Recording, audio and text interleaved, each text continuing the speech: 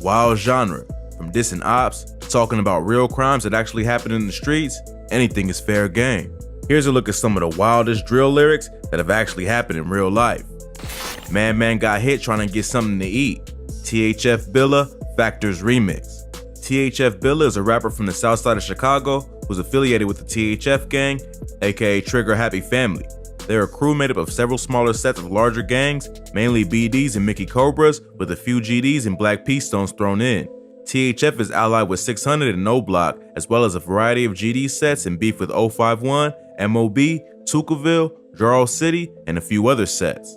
In this bar, THF Billa is talking about Can't Get Right, aka STL Man Man, a member of the STL EBT set of the GDs who was shot outside a chicken and fish shop in 2018.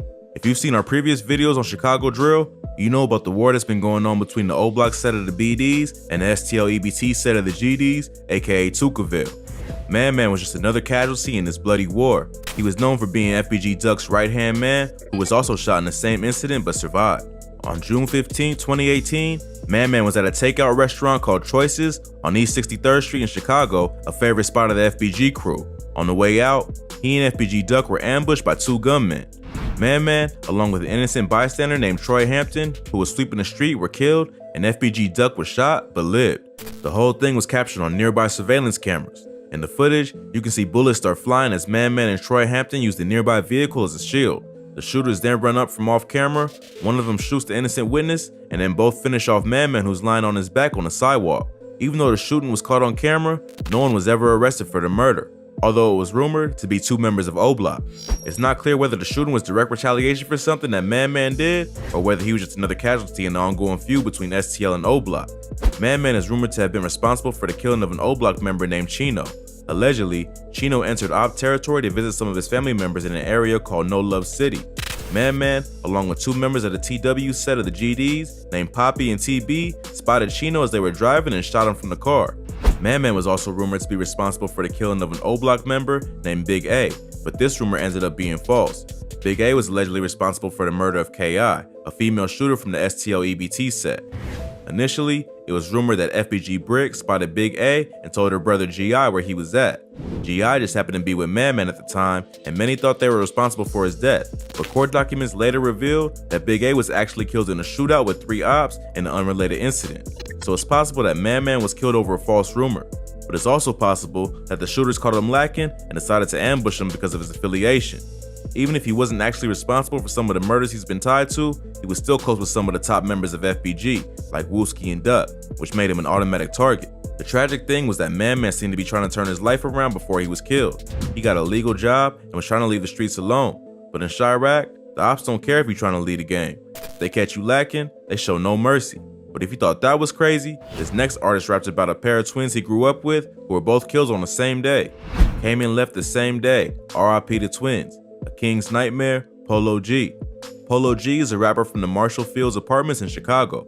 He's allegedly affiliated with a set called 1300 Sedville TTG, which reps both Mickey Cobras and Vice Lords. The set is actually an alliance of two smaller sets, 1300 Tim Tim Gang, associated with the Vice Lords, and 1300 Snakebite of the Mickey Cobras. Polo G is known to shout out Tim Tim in his songs, leading many to believe he mainly reps the Vice Lords. Polo G is one of the hottest up-and-coming rappers currently in the game, earning himself a #1 on the Billboard charts with Rap Star and a Lil Wayne feature on the track Gang Gang.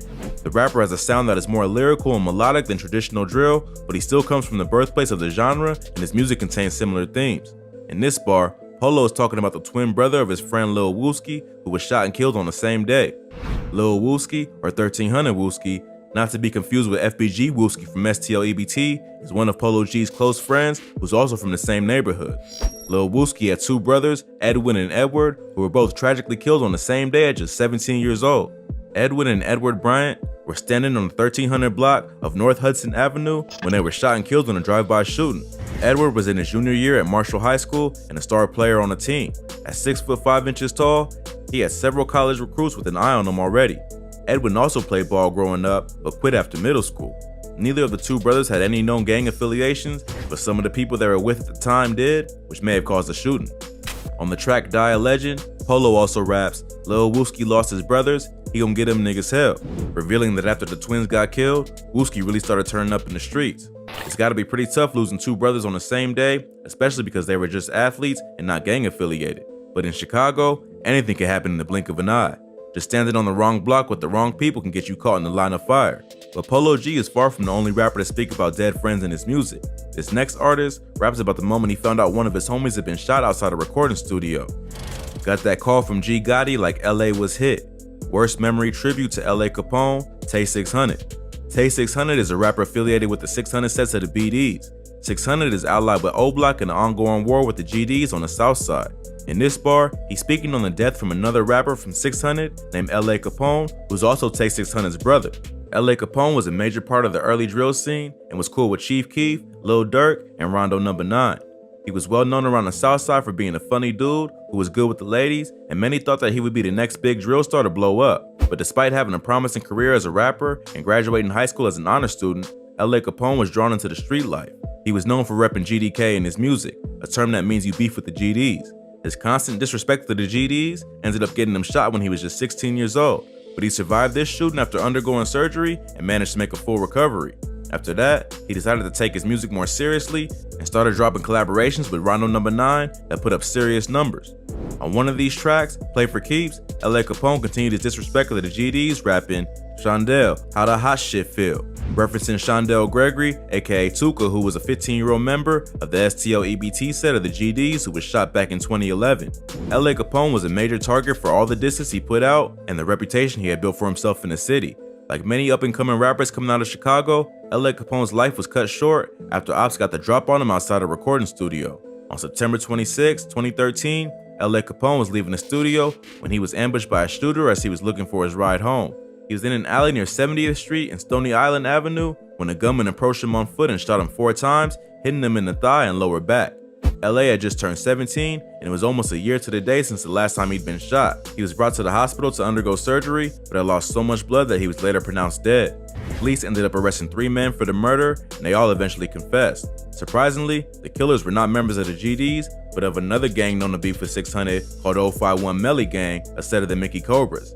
Many people thought that LA Capone had been killed for repping GDK and disrespecting Tuka on a track with millions of views, but it turned out that his death was just payback for the murder of a dude named 051 Fathead, who was allegedly killed by a 600 member named C-Day. LA Capone was one of 600's most well-known and popular rappers, so they killed him as a way to send a message to the rest of the gang.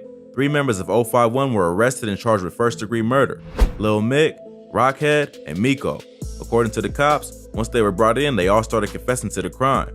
Lil Mick is believed to be the shooter and was eventually sentenced to 60 years in prison for the murder. Rockhead ended up getting 24 years and Miko was sentenced to 45.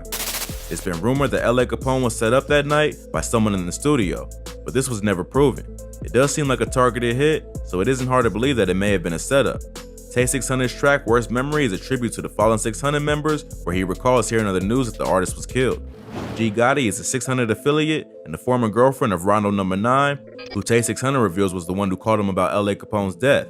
LA's death was a major blow to 600, as many thought that he would be the next big star to rep the set on a national level. Around the same time that LA was killed, Rondo No. 9 was arrested for the murder of a cab driver named Javon Boyd, who was shot 7 times while waiting for a passenger. Rondo was later convicted of the murder and sentenced to 39 years in prison. Ironically, he's serving his time in the Menard Correctional Center along with fellow 600 member C-Day and none other than Lil Mick, LA's killer. LA Capone's death and Rondo's arrest were major blows for 600 on the rap scene, but at least they had dudes like 600 Breezy and Tay 600 to carry on the legacy, as well as 600 allies like Keef and Durk. To bring it all full circle, THF Billa actually mentions the hit on 051 Fats that allegedly led to LA Capone's death on the Factors remix mentioned earlier in this video. Fats wanna walk to the store with a bitch, the van busted a U, then he got his ass switched. THF Billa, Factors remix. In June 2012, 051 Fats, aka 051 Fathead, was walking to the corner store with his cousin.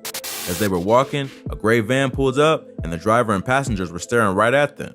Fats and his cousin kept walking until the dudes in the car started firing off shots. Fats was killed, but the cousin survived and was able to identify the shooter as the passenger in the vehicle.